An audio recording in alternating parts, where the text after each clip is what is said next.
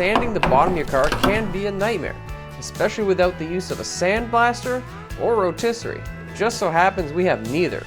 So this time we're going to be sanding the bottom of our Nova, and we're going to be finding out all the tools and techniques that work the best to get this job done as easily as possible. My name is Trooper Max, and I'm restoring a car that's been off the road since 1977. But I've never done this before. I've taken the time to do my research, and I'm building the car of my dreams, hoping to inspire others to do the same. Alright, today's the day we take on our greatest adversary in terms of sanding the bottom of the car here. I'm going to call it the old final boss. You know, we've hand sanded this whole car to date, and everything's gone really well, but it's been a hell of a lot of work. However, being under here, I gotta tell you that I noticed two things. Number one, there's a lot of really hard to reach areas. This is gonna be a real tough challenge. And the second thing is, there's actually a lot of damage under here. It's in a little worse shape than I thought. You know, I was working here and overall the metal's pretty thick. However, in the areas here near the trunk drop-off, it's looking super rough and just really thin. I'm really concerned that I might have more damage here than I thought. I hope I'm wrong. At the same time, that back area over there looks super rough, so I'm not even sure what to expect there. Hopefully, it's not as bad as I think. So we're just gonna have to get started. We're gonna do what we do. We're gonna try to keep hand sanding. I'm not using a sandblaster unless I absolutely need it. To date, I still not have had to use one. And at the same time, I actually had somebody offer me a rotisserie to do this job. It would have been so much easier, and I'm probably gonna kick myself for not taking it. However, I wanted to do it the way most people are gonna do it, on jack stands in the garage. So that's how we've done this whole car so far. So I wanna try to find any tips and tricks, you know, from doing this that can help you, because if I just put on a rotisserie, there's not much value to it. So I'm gonna start here, because it's the area I'm most concerned about. I'm just gonna start with a screwdriver first. Oh, this is gonna be fun. What is this? Oh man, I'm hating this already and I just started. This is gonna take me like 69 years to do. Dude, this is insane. Like, look how hard that is. It's like that rubber goop I had around the wheel wells, but it's like 10 times thicker. How am I gonna remove that? Oh. Super hard to access too. Holy shitsy. Oh, this is not good. I just started and I already have a problem with my hands. This is so thick, I don't know how I'm gonna get this stuff off. I was thinking maybe the air hammer, but one wrong move and I'll break the metal apart. I think I gotta gear up, see exactly what we can do. So I'm gonna put this thing on. Okay, take a look now. This is crazy. Oh my God. That's hard as a rock.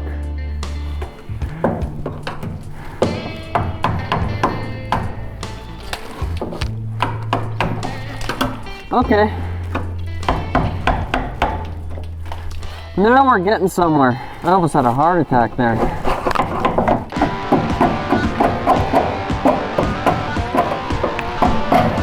It's just really crappy work.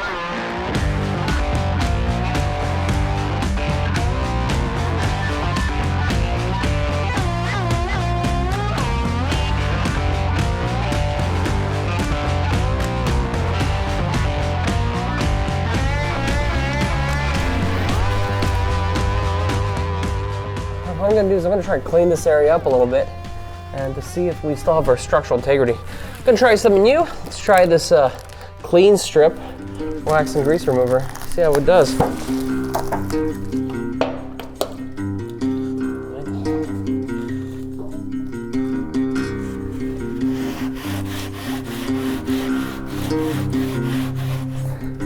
It actually doesn't look too bad. Huh. Alrighty, let's take a look under there.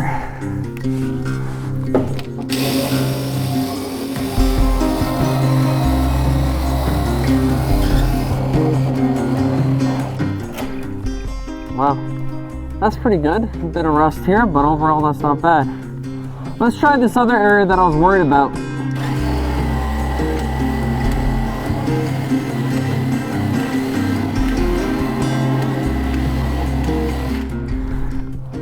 Yeah, the rust is thick, but it looks pretty solid. I think we're okay.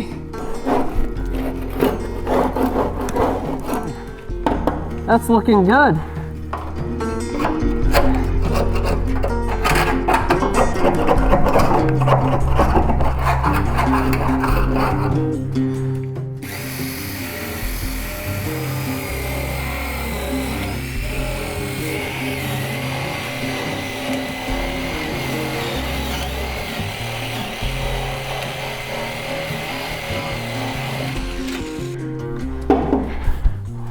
Looks good to me. Let's check it over there. This is really gonna suck filming this.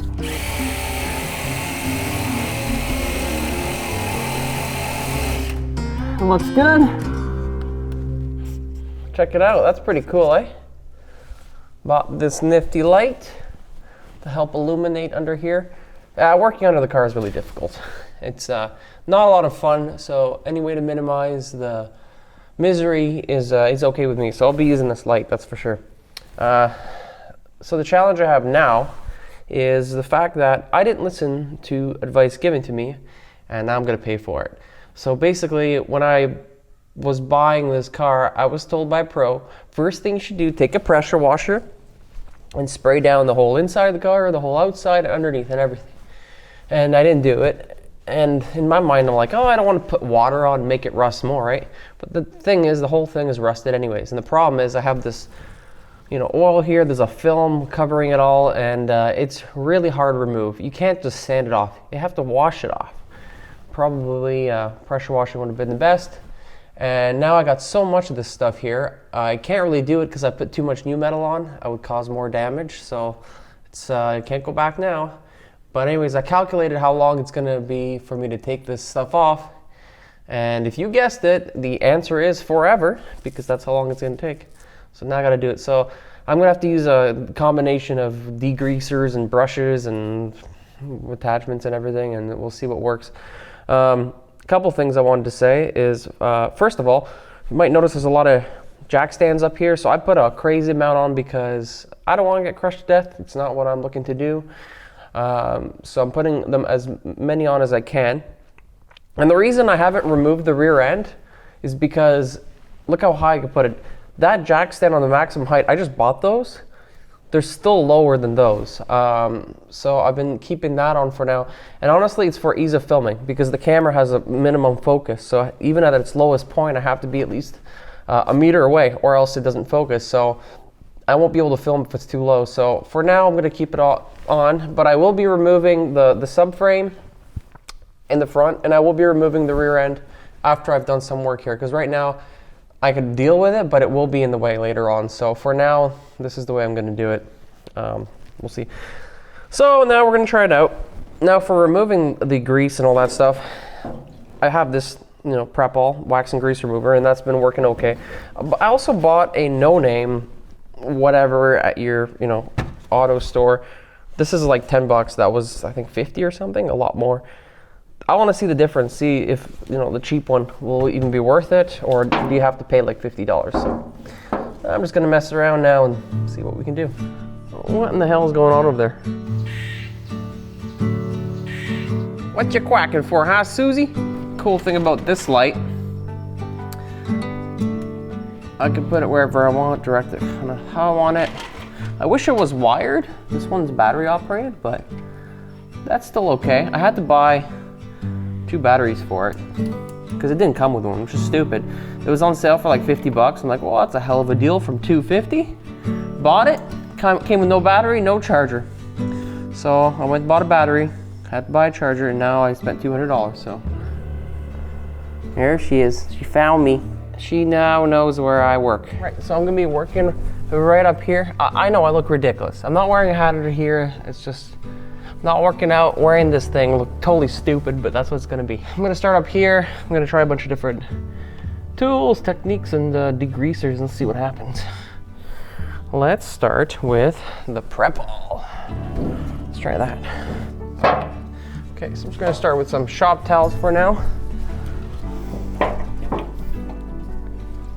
This is where a rotisserie would be awesome. Too bad I said no to one.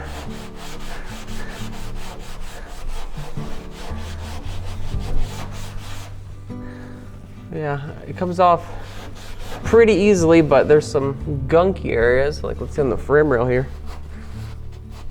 Yeah, we're gonna need something more heavy duty.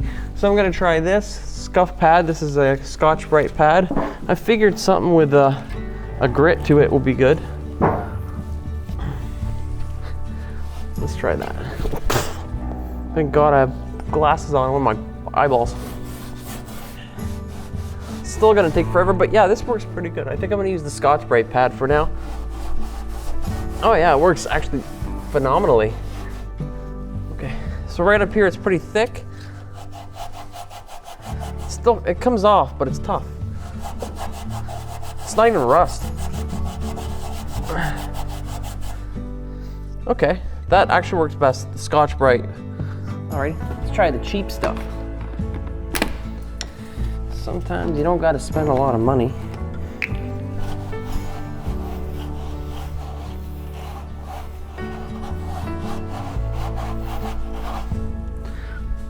Okay, that actually works pretty good.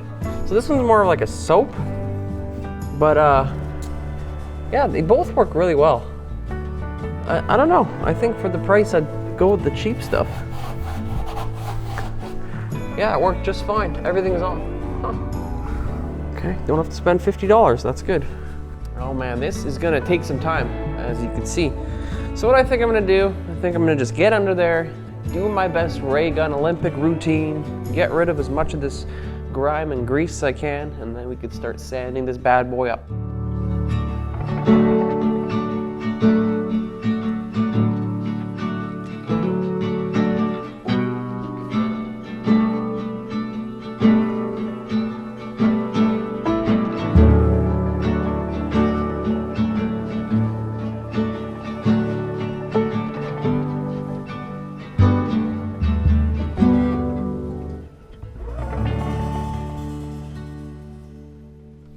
Alrighty, we've concluded cleaning under the car, and overall it looks pretty good. You know, I gotta tell you, I'm quite surprised.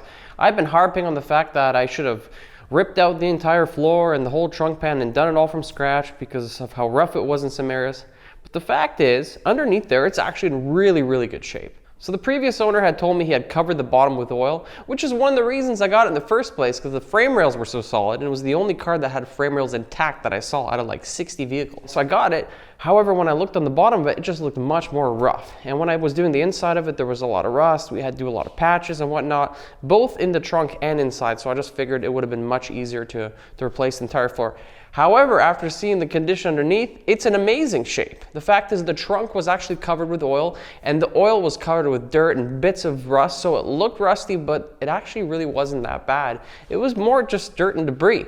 So I'm glad I got this thing. Yeah, it took me like 2 full days, 16 hours of just washing to remove it all, but when I see it now, I realized that I made the right choice, keeping these floors in and the trunk pan, so I'm really happy about that. That's awesome, because the next stage is actually saving it. What I'm going to do is remove all the rust. Now I don't have to go and experiment finding out what methods work, because the fact is I've already done that. I've been working on this thing for 6 months full time, and there's a lot of different tools, techniques I've used, and kind of figured out what works. We found out one thing, the best tool for the job was the SCT. Now this SCT is by Eastwood, this is the genuine one. However, I only started using it recently because I was using the aftermarket one, which is a lot cheaper. And this one's fine, but it's just not as strong as this one.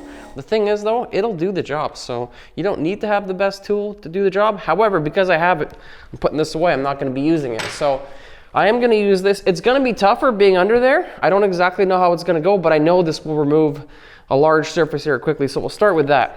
Secondly, what's worked really well is just using an impact gun and using a drill with a series of wire attachments. So I have different wheels. These wire attachments specifically, these little ones, work really well. There's nothing else that really quite compares to this. So I found the best method is actually having it on the impact gun with one of these guys, an extension. So these extensions are absolute key. I have 2 different sizes. These have allowed me to get in areas that I didn't think I can get into, and it has pretty much stopped me from having to use a sandblaster, so, which is really great. They lock on, it doesn't fall off. So I know these 2 methods work the best. And then finally, for all the hard to reach areas where that doesn't work, I've been using this air belt sander, but these belts go quickly and it's not quite as effective, I find. And you could also burn through the surface really easily. Any sort of like sand just burns through the metal. Got to be very careful. So those two other methods are definitely the safer ones. However, that's also good. So I pretty much know what's going to work. However, I don't exactly know underneath the car how well it's going to do. It's going to be exhausting having my arms up the whole time, but what I think I'm going to do is I'm just going to take all my tools, get under there, start using what I think is going to work, and we'll see how this job goes, and we'll figure out exactly what worked best. Oh, and using sandblasting wouldn't even be the best technique for this at this stage, because the thing is, because this thing's up on jack stands, if I'm just shooting under there, I wouldn't be able to see a darn thing. The easiest way would actually have this thing on a rotisserie or a tip over jig, and have it on its side, so it's totally sideways up on a 90-degree angle, and then using the sandblaster. It would be really effective that way, but at that point, we're already complicating the process. I'm doing it by hand, so we're not gonna do that. So we're just gonna keep going with what we got. Ready for war against the rust. All right.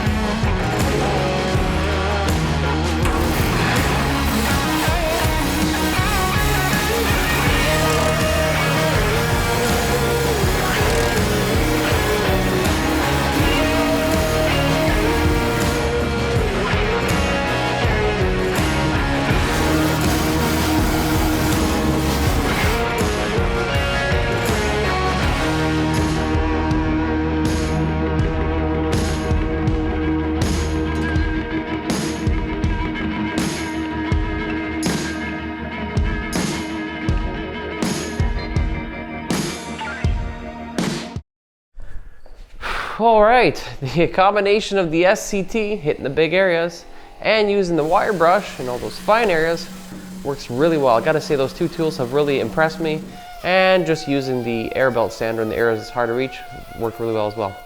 But that said, it is really, really hard work. There's really no easy way about it. You know, you got to have the bicep and you got to have the triceps and you got to have everything firing all cylinders, working hard.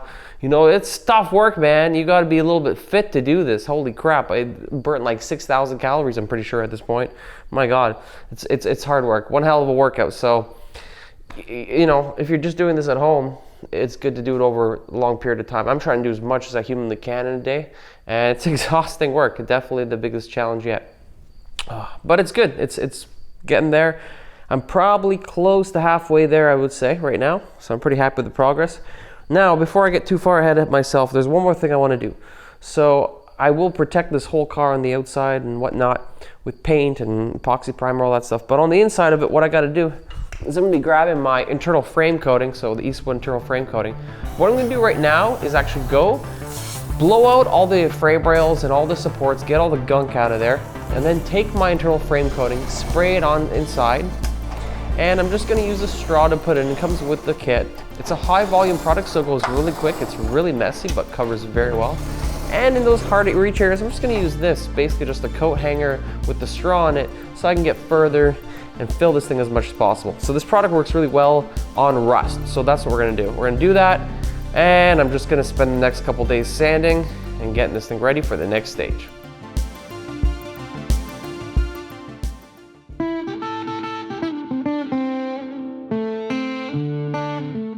So we conclude our sanding, and let me tell you, it looks pretty damn good if I don't say so myself. Nice and silver, structurally sound. The combination of our welding and sanding, just getting this thing back to the condition it should be in, has worked. It looks great underneath, and now everything's ready to go. Now, this is where it really pays off being picky. When I was looking for this car, I wanted a condition, you know, where this frame rails is pretty good shape.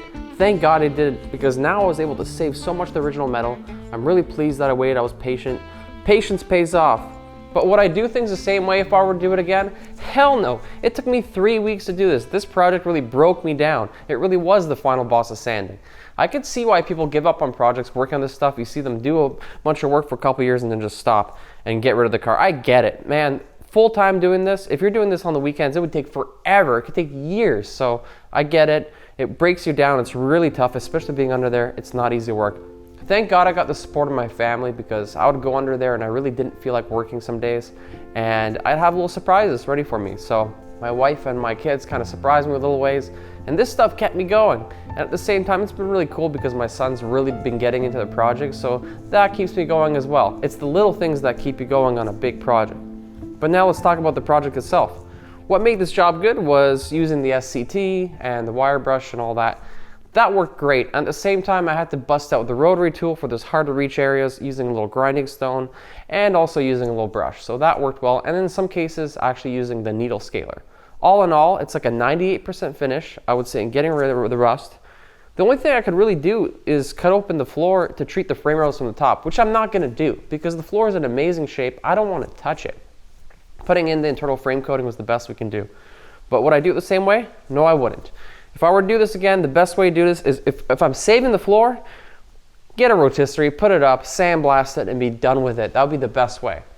If this floor was in really bad shape and I had to replace the whole thing, well, the best way is to keep it on jack stands, cut it all out, treat the frame rails and all the supports on the top, drop it in. Don't need a rotisserie for that. That's another thing that can be done.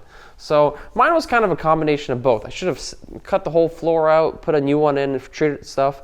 However, the trunk was in such good shape that I'm glad I kept it. There was no reason to change it, so kind of a difficult spot to be in. But at the same time, we did the best we can. Now, last thing I gotta do is get rid of the rear end because it's in the way. I'm gonna be taking that off so I can treat the rest and get it ready. I'm actually not gonna be taking the front subframe off, and the reason I'm not taking it off is because I have to do a lot of fitments.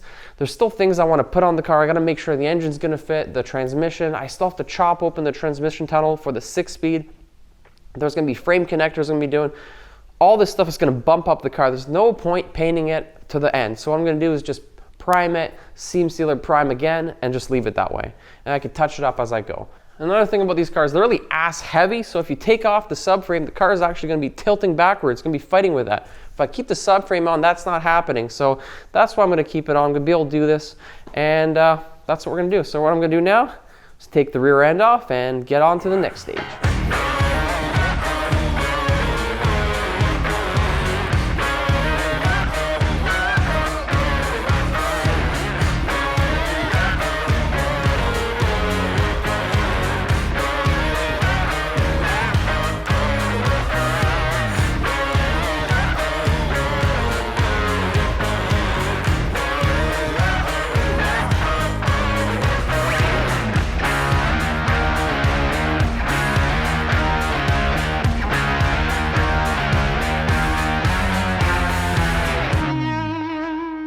Alright, so the rear end is out and it's giving me access to finish all my sanding. So pretty much everything's done now. I've ran it all over and I'm happy with it and ready to move on. Now, taking out the rear end I thought was going to be simple. It was not simple. It was a son of a gun. It took a hell of a lot of time. Had a lot of holy shitsue moments working on this thing. but I got it out. But you'll have to watch the next episode to see what happens there. So for now, what we want to do is we want to continue this. So now pretty much everything's ready to go to the stage where we're ready for the Ospho. So we're going to be putting on Ospho and removing the rest of the rust. However, even prior to doing that, there was some repair work that's been done over time here. You can see a lot of welding and whatnot. So what I'm going to do now is just grab my grinder with a flap disc, and I'm just going to go around and smooth everything out as flat as possible. So when we get to the point where we're going to be doing body filler, it's just going to be as smooth as possible. We want to use as little material as possible. So let's get going.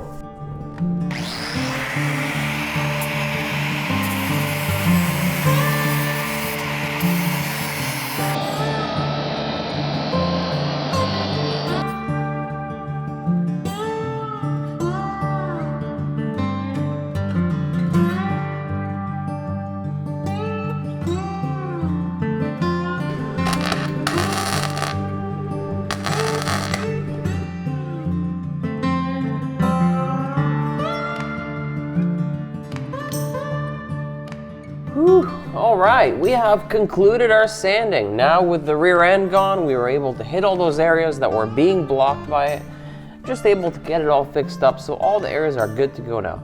And overall, it looks pretty damn good. I'd say we have a 95% finish. Pretty happy with that. But what about if we were to go for a 98% finish? What about even a 99? That sounds interesting to me. Because there's still rust in some areas I wasn't able to reach, and in some cases, the rust has actually already started to come back. So it doesn't take long for this stuff to come back. So what we gotta do next is we gotta seal it, but at the same time, let's remove the rust. So I'm gonna use our old friend, Ospho.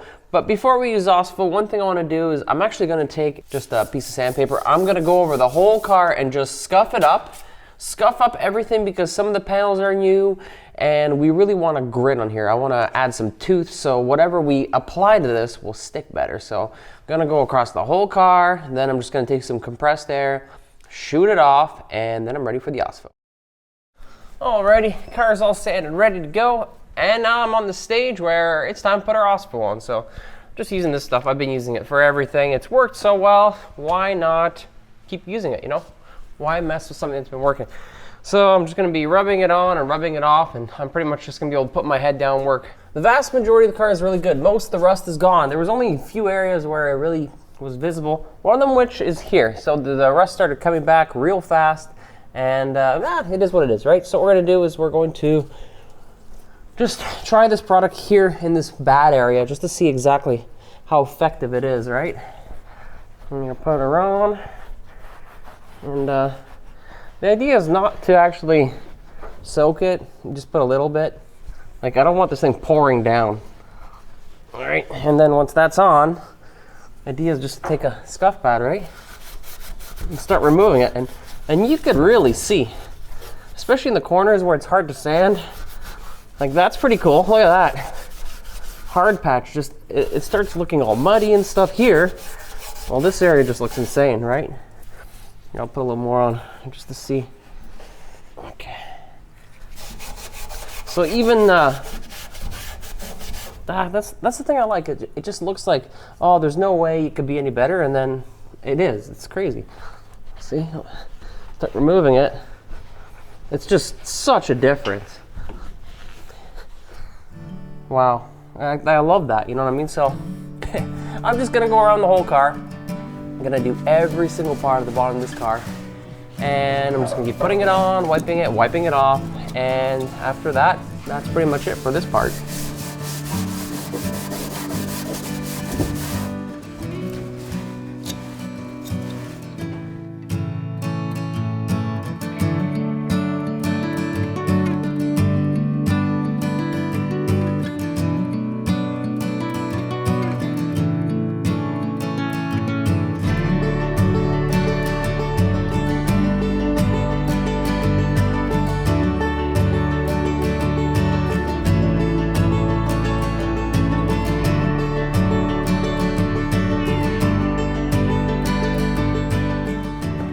So, Bubbies, what do you think?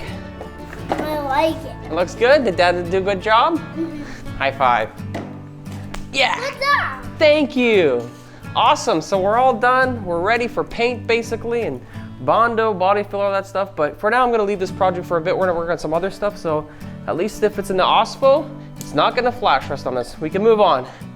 What do you say, Bobby? Is it time for break time? Time.